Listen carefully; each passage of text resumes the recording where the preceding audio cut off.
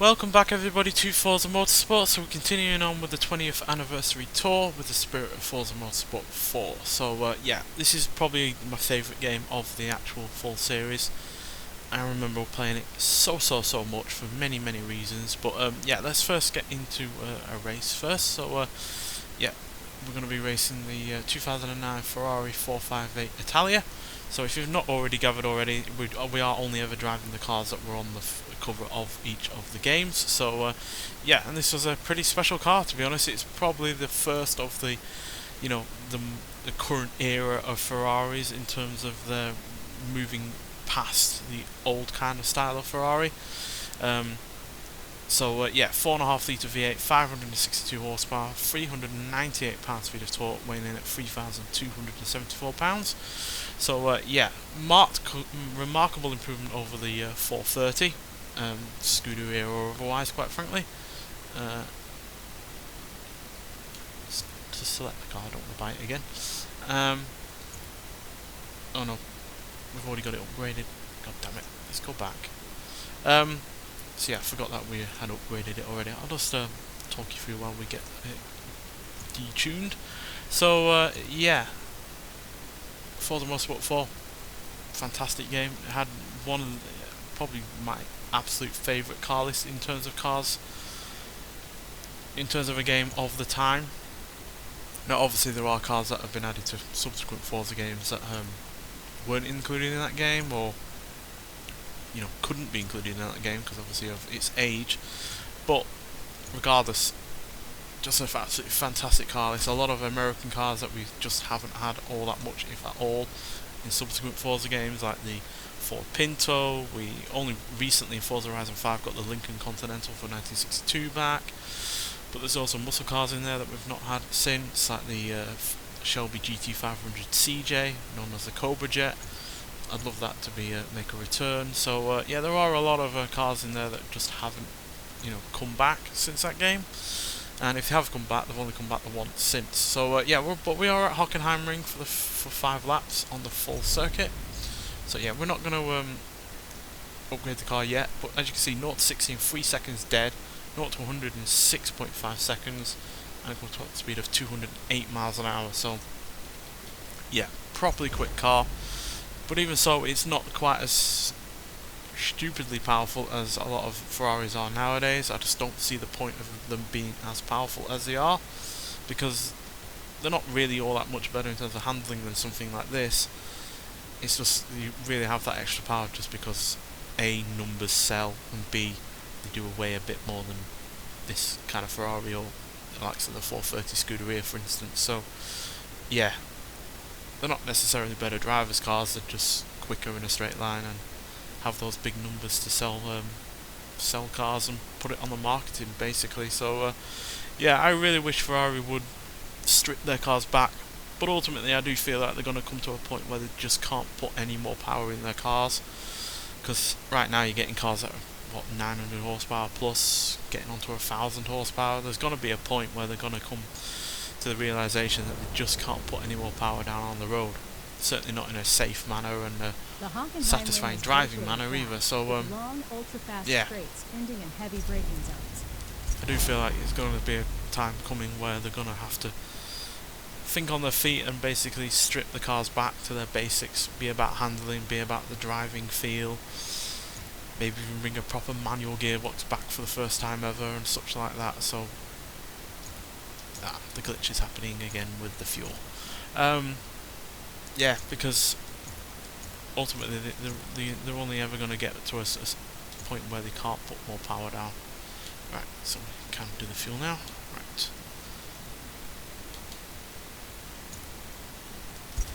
And at the end of the day, you know, if we don't get that synthetic fuel through or anything like that, then they are going to have to divert their attention away from combustion engine vehicles. And yeah, you can have combustion engine vehicles if you are dealing with less power and less weight, but if you're going to continue on the way that they have been with heavier cars and ludicrous amounts of power, then you're just going to suffer the consequences of not being able to use a combustion engine anymore.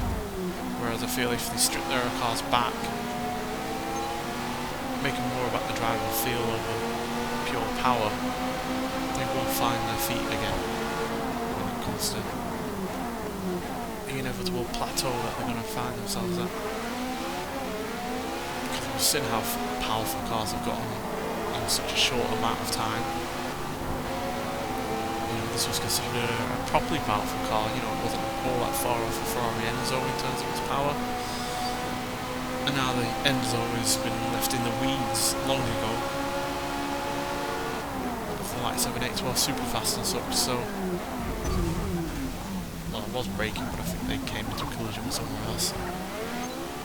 Not entirely my fault.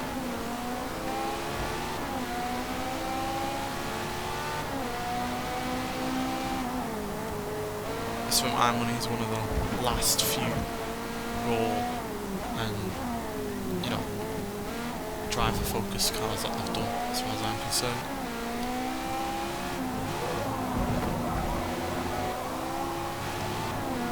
Kept a lot of what worked in the previous cars, you know, high revving V8, rear-wheel drive, plenty of power and such. Improved the looks. And even though it's heavier than, say, a 430 or a 360 Challenge or anything like that, it's yeah, still got all of that extra power, that extra torque as well, which is crucial. Because in the 360, it really didn't have all that much in the way of torque, which I didn't find helped the car at all. So yeah, the fact that they improved the torque without having to provide any turbocharger or anything like that really does make this a more satisfying and quicker car to drive.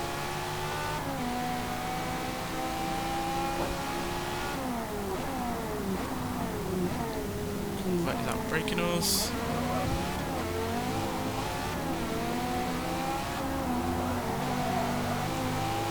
Speaking of Corvette, they were obviously one of the few supercar manufacturers to be making a car with a manual gearbox up until obviously the mid-engine version, which is a desperate attempt to mimic supercars from Europe, and needlessly so.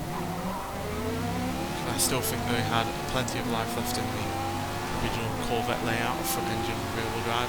And even though it was front engine, it was basically mid-engine just up front instead of the rear, because the engine was so far back behind the front wheels. So yeah, I think dynamically speaking they could have still made that work, and then some. I don't feel like it had met its end in terms of what it could have done. And at the end of the day, it made it more unique than, you know, just basically trying to copy Europe was doing. If you want a mid-engine supercar, then go Europe, you know, Italy, UK. Used to have Germany until the R8 met its demise, but yeah.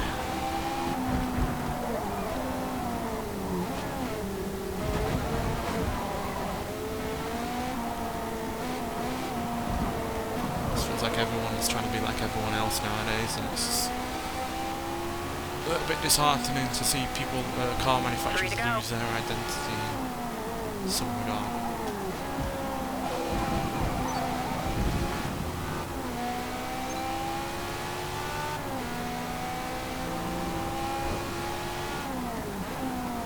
Certainly don't get a engine sounding as good as this in a modern Ferrari. Certainly not the ones with the turbocharger.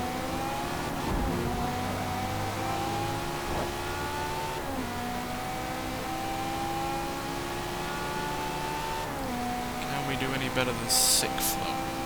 That is a question.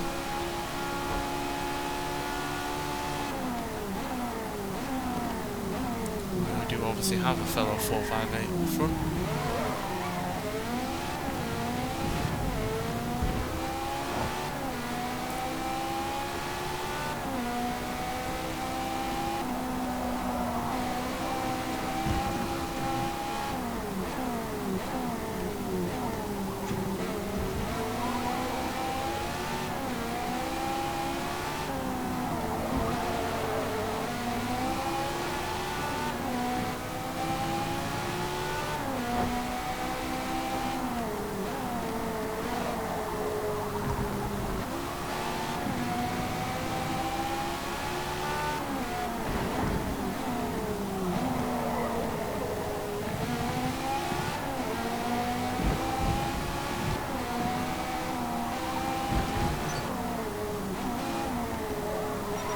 time penalty is 0.3 seconds. But yeah, I would like to hear what your favourite car from Forza Motorsport 4 was, that in particular hasn't made a return to a recent Forza game.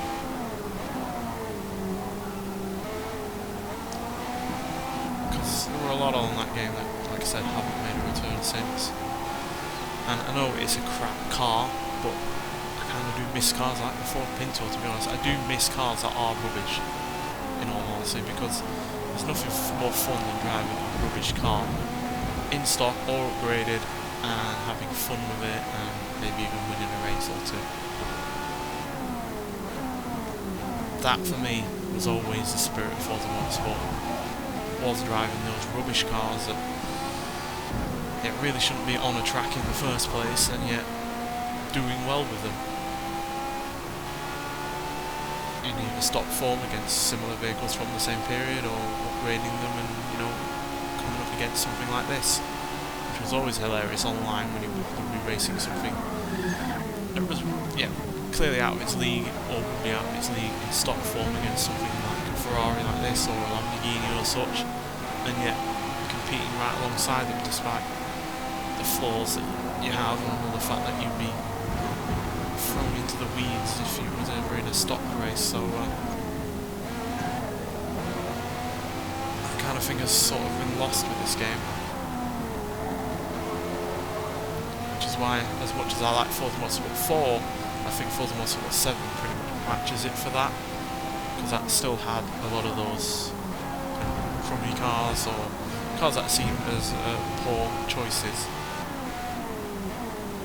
although not quite to the same extent, because, you know, Forza Motorsport 4 also had a lot of bog standard ordinary cars, a lot of those city mini cars and such, you know, like the, I think they had the Toyota Aygo on there, and the Citroen C1 and such. Those are also cars that I miss on games like this.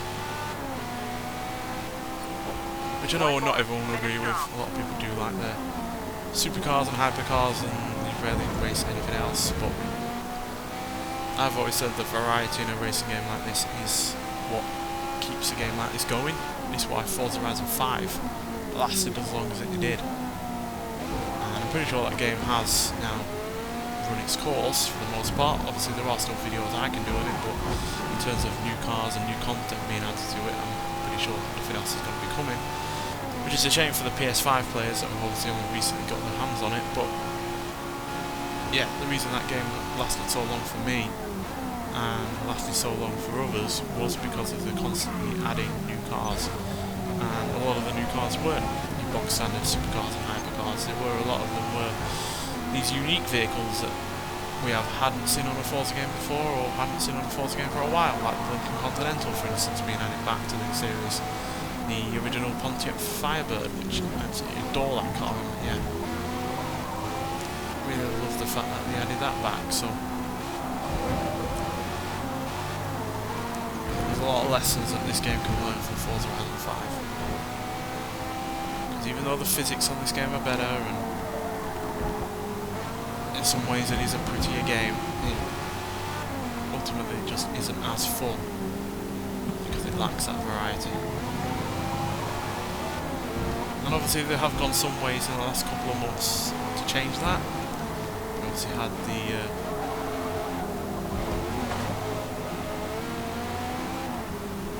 car pack with, I think it was a car pack, with a few cars added that I really enjoyed. And then obviously we've had tracks added as well, which have aided the variety. Well done. And they've also been adding cars just to the auto show, to free to buy or win via doing championships, like what we are doing now. So they are going some way to do that. I just don't think the variety is still quite there. But nonetheless, we did get 4th place, which is a good showing. We were very close to getting 3rd. The Corvette was only, as you can see, marginally ahead, but being ahead is being ahead at the end of the day. So yeah, but still that means we got 21 points to start this championship off with, which is much stronger than we have had in previous championships. So let's get to the upgrade screen, see what we can give this car to make it that bit better, and then we'll get on to the second race for this episode. Right, so here we are at the upgrade screen. So there are issues with this car that I feel need to be a little bit ironed out. So we'll give it better suspension, we'll reduce some of the weight that we obviously have over, you know, an older Ferrari. And we'll upgrade the tyre widths. Only marginally so, we don't need to go crazy with that kind of stuff. And then we'll give it sport tyres. Knock out some more weight with the driveline. Can't really do anything with the don't know what that's doing actually. Body kit, what kind of body kit can we give it? I have no idea what that has changed. It says it's wider, but I can't see any difference at all there. And then we'll give it some power, naturally.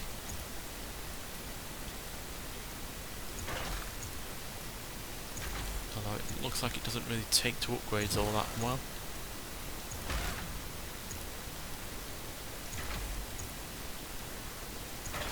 $625. That means we can get away with doing the tyres even better. Oh, why did our upgrades not go through? Guess it was because of the wide body kit. So yeah, we can give it the race tyres even with all that extra power we've given it. Obviously we're not giving it a huge amount, it's only got what, 63 extra. I think that's 63. But still the better grippier tyres will help. We'll upgrade the whips as well since we've clearly got plenty of PI to play with. We'll do the flywheel because that will make it easier for the engine to rev. Do the clutch so we can deal with that extra power we've given it. Can't do a transmission unfortunately, but we'll do the roll bars. That's why we had plenty of PI to play with it. Doing the body kit obviously knocks the weight back up, but it's fine.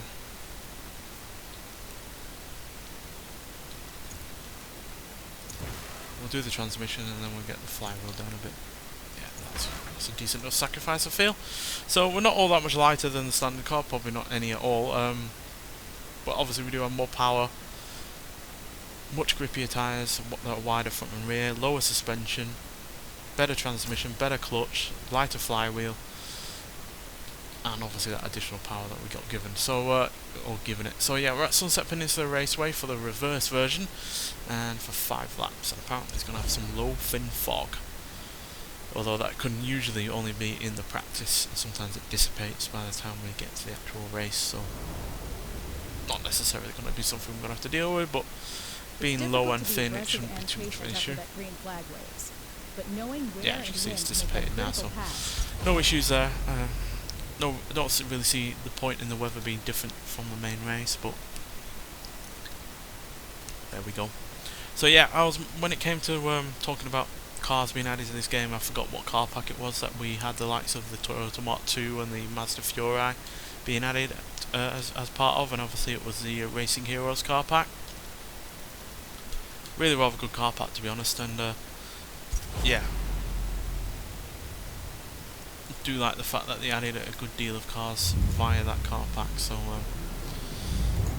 yeah, I have no issue with them adding cars, so long as they add a good variety. And that the Tommaso Pantera GT5 was a fantastic addition to the game, because it is a car that we've had a variant of in the past, again not for some time, but it's also a variant of the car that we've never had before. So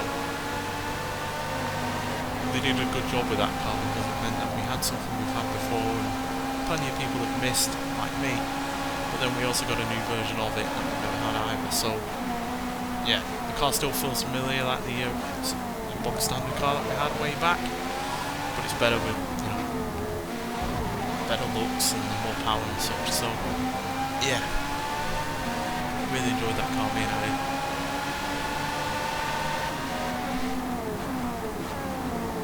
Oh dear, wasn't entirely paying attention there, unfortunately.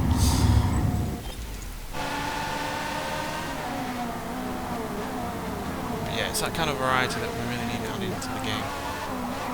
So, considering they have brought a car pack out, I imagine that's going to mean that more are coming out in the future, which I'm fine with as long as the cars are good and there's a solid variety between them, and there was in that car pack, because we had a couple of road cars that we've never had before. Yes, we had one version of the Pantera, but we didn't have that exact version, so it still counts as a new car to the series. Then we had the Mazda Furai, which again we've not had in the game for a while, and then we had a couple of more racing orientated vehicles like the Mustang GT3 and the Drift Nissan Silvia. So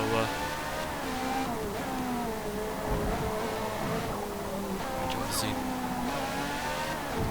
was purely added because obviously Fuji Mikado was added at the same time as the car pack, so it made sense to have that on, even if I'm not a particular fan of drift cars or drifting in general. So yeah, but you know, at the end of the day, it's all about satisfying as many people as possible, and I think that car pack will have done that. I was certainly satisfied with it, even though I wasn't really looking forward to all of the cars, but I was at least looking forward to 3 of them. And you know, 3 is at the end of the day more than half of the cars in there, so I was satisfied with it. And at the end of the day, it was also not exactly expensive, so well worth the money, and it adds variety to the game when it comes to choosing cars to race in, which you certainly need at times when you're doing those open class races, racing championships, to get the car that is unlockable. Because I certainly raced around in the Nissan Mark II, Toyota Mark II even, sorry, and the Tommaso Pantera. Came to give the championships for those. That Pantera was actually pretty damn sharpish as well when it got upgraded. Initially it was in B class, and then it upgraded to A, and then it went all the way into S class, whichever one it is, the first S class. So yeah, it was pretty rapid. It was keeping up with cars way newer than it, purely because it had a lot of power. Basically upgraded it to, I think, a 6.2 litre V8 with twin turbos, but because it weighed less than 3,000 pounds, it was basically a rocket in the corner, in the straight line. And because those tyres at the rear, in particular for that car, are so large, you can't actually upgrade the rear tyres on that car. As soon as you put grippier tyres on them, the handling is just absolutely transformed, just because they're so wide.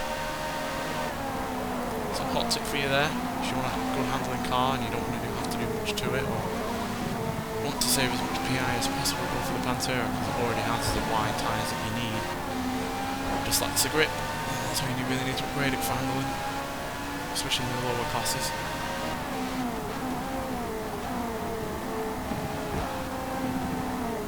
Struggling to get any higher than 5th yet.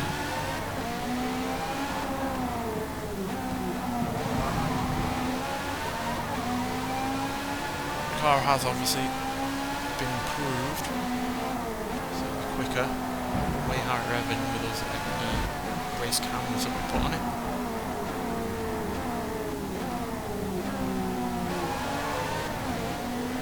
Those grippier tyres are helping us slow down and get turned in effectively.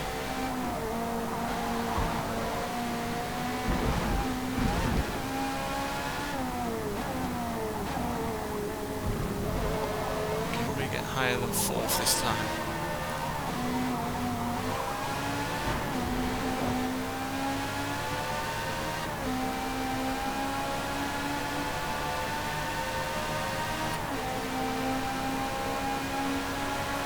Seem to be outmatching the Corvette for straight line performance, which wasn't quite the case last time, but this time we certainly are.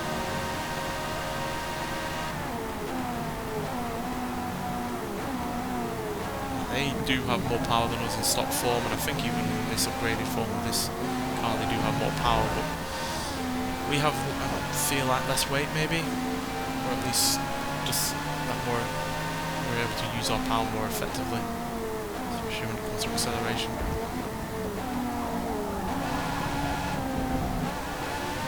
I know this is no lightweight, so it doesn't weigh less than 3,000 pounds, but I wouldn't call it heavy either.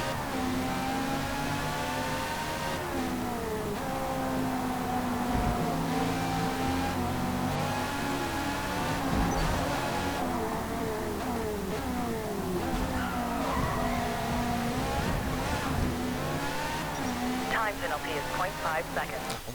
Was that severe, my backside? It was not severe in the slightest. They hit me the second time, so why are you not punishing them? But then this slight raise was not severe. So half a second was worth. I don't get the sound back because that's still a glitch. That's one thing this game is way worse on than say even Forza Motorsport 4. Far more glitches. I can't remember any glitches in the 4th game. Whereas here we have sound issues, we have the fuel glitch where you wait forever for it to finally allow you to press done and then you have to go back into it to finally allow you to change the fuel amount. Obviously that's a mechanic that wasn't on the 4th game, but I imagine if it was on the 4th game it wouldn't break.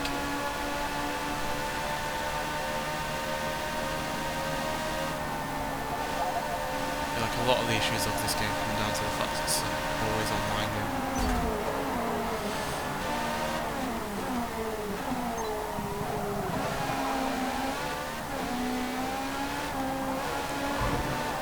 And it also was obviously not finished when it was originally released. And to be honest, it still doesn't feel entirely finished now, if we're being brutally honest.